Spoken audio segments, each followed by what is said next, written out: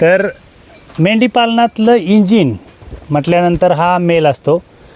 आता मेंढीपालनातलं इंजिन कसं पाहिजे, काय पाहिजे, त्याचं गुणधर्म काय पाहिजे ते मी सांगतो. माझ्याकडच्या हा रानाचं माझ्याकडे 3 पिल्लं आली होती. तासगावमधल्या घोरपडे साहेबांकडे दिला होता, त्यांच्याकडे 3 पिल्लं आहेत. म्हणजे सिंगल इंजिनपेक्षा हे डबल इंजिनची पॉवर आहे ह्याच्यामध्ये. तर ह्याच्यामधलं काय गुण असतात ते मी तुम्हाला सांगतो की मेल कसा असावा. तर मेल मुळात हे असं करणारं पाहिजे, शांत उभा राहणारा कधी मेल चांगला नाही. मी पहिल्यापासूनच सांगतो. असला एकच मेल ठेवा की 2 मेलचं काम करेल. हा कमीत कमी 30 माद्यांसाठी कापी आहे एकटाच. आणि असा जर क्वालिटीचा मेल असेल म्हणजे एकदम ॲग्रेसिव्ह, म्हणजे त्याला मालक कळला नाही पाहिजे, गाभणमादी नाही कळली पाहिजे, खालीमादी कळली नाही पाहिजे, असा जेव्हा ॲग्रेसिव्ह मेल असतो. आता बघा ह्याला खायला टाकलं आहे खुराक, पण त्याचं कसं आहे लक्ष माझ्याकडे आहे, बघू शकताय. तर असले मेल ठेवायचं. तर भले त्रास देते की मारते ते सगळं काय करते, पण मी सांगतो ना ह्याचा जो रिझल्ट येतो आहे ना अफलातून रिझल्ट येतो आहे. माझ्याकडे 3 पिल्लं, घोरपडे साहेबांकडे पण 3 पिल्लं व्हायला लागली झालीत ह्याची. आता त्यांच्या माद्या वेळेला ते 2-3 पिल्लं झाले तेही मी तुम्हाला 2 दिवसात व्हिडिओ दाखवतो. तर असा एखादा नर ठेवायचा. आणि ह्याचा फायदा असा होतो की ह्याचं जेनेट थोडंफार त्या पिल्लातनं येतं. नुसतीच मादी चांगली असली म्हणजे पिल्लं चांगली होतात तसं नाही, तर ह्याचं काहीतरी जेनेट त्या पिल्लातनं येतं आणि मग ती पिल्लं तशा प्रकारे होतात. आणि त्याचा फायदा एक होतो की ह्याचं जर चांगलं वजन असेल तर दुसरी गोष्ट एक फायद्याची राहते की हा जर एकदम क्वालिटीचा असेल नर, तर ह्या माद्या ज्या आहेत आपल्याकडे फिमेल, त्यांना जास्त दिवस वेटिंगवर ठेवू शकत नाही. तो काय करतो की 1.5 महिन्याच्या आतमध्ये मादीला लगेच क्रॉस करतो. ह्याचं एक वैशिष्ट्य राहतं, कारण ह्याचं डबल पॉवर इंजिन आहे ना हे. कारण ह्याची ताकद आणि ह्याची जी कॅपॅसिटी आहे त्याच्यामुळे ती जास्त त्याच्याकडे पॉवर आहे. तर तो माद्या जास्त दिवस अशा वेगळ्या ठेवू शकत नाही आणि त्या लवकर गाभ जातात. त्याच्यामुळं उत्पन्न आहे ते आपल्याला चांगल्या प्रकारे राहते. आणि हे डबल इंजिनचं का मशीन ठेवायचं, तर कधी पण घेताना मेल काय करायचं, त्यांचं लहानपणीचं व्हिडिओ घ्यायचे. माझ्याकडे बघा बाहुबली आहे, बंटी आहे, सगळे हे लहानपणी जेव्हा असतात ना लहान, तेव्हा एकमेकाला टक्कर मारतात. अजूनसुद्धा बाहुबली सगळ्यांबरोबर टक्कर करतो का, तर तो दाखवतो की माझी कॅल्शियम एनर्जी जी आहे ती एकदम बिल्डअप आहे, स्ट्रॉंग आहे. म्हणजे तसले मेल ठेवायचे.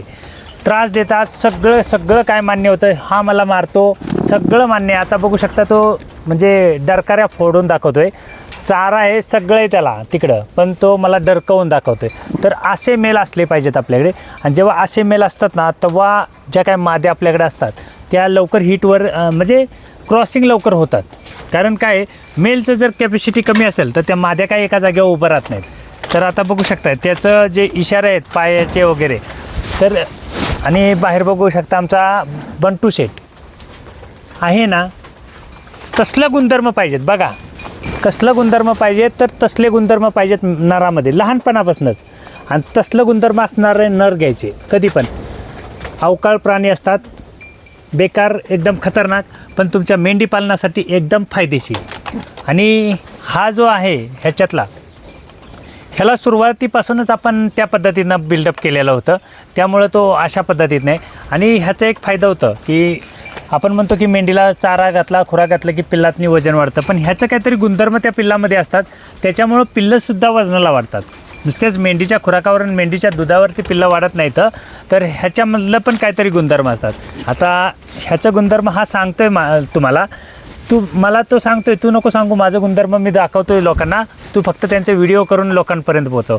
तर अशा प्रकारचे मेल असले पाहिजेत जेणेकरून कधीच तुम्हाला शांत बसून देणार नाही. हा शेजारी असेल कधीच शांत बसून देणार नाही.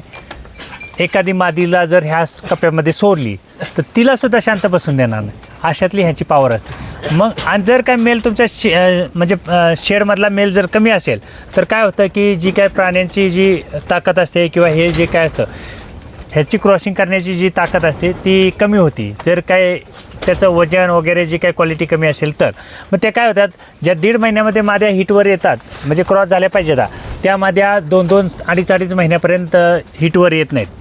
मग तो 1-1 महिन्याचा काळ वाढत जातो. आणि 1-1 महिन्याचा काळ वाढला तर आपल्या सर्वच जे काही कॅम्पेन आहे ते एकदम वाढत जातं. आता बाहेर बघू शकता तो बंटी आहे, एकदम डॅम्बेज कंपनी. मी सांगितलं ना माझ्याकडचं आजपर्यंत ज्यांनी नर नेलेलं आहे ना त्यांनी एकाने सुद्धा मला सांगितलं नाही की तुमचा नर मारत नाही म्हणून.